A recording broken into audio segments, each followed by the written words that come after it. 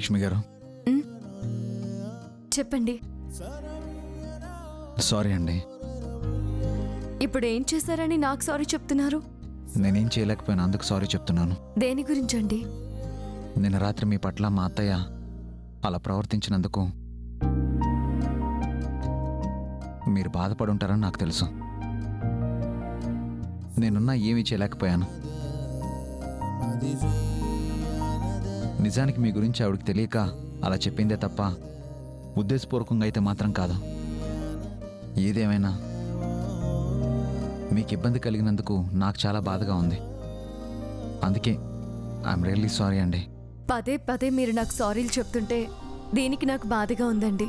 లక్ష్మి గారు, అవునండి, నిన్న రాత్రి మీ అత్తయ్య గారి కాళ్ళు పట్టుకున్నందుకు నాకెలాంటి బాధ లేదు.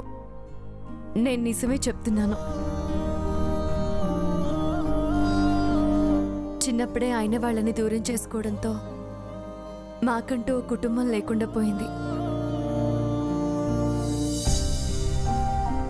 పెద్దవాళ్ల ప్రేమ ఆప్యాయతలు ఎలా ఉంటాయో తెలియకుండానే పెరిగాం.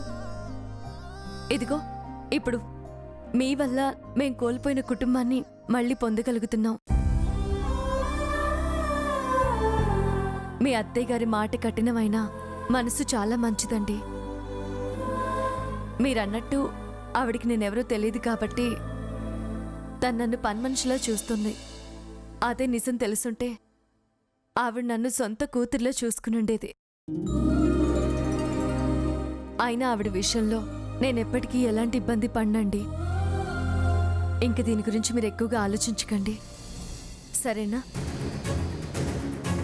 ఏంట్రా ఉదయాన్నే పని పిల్లతో కలిసి కబుర్లు చెప్తున్నావు?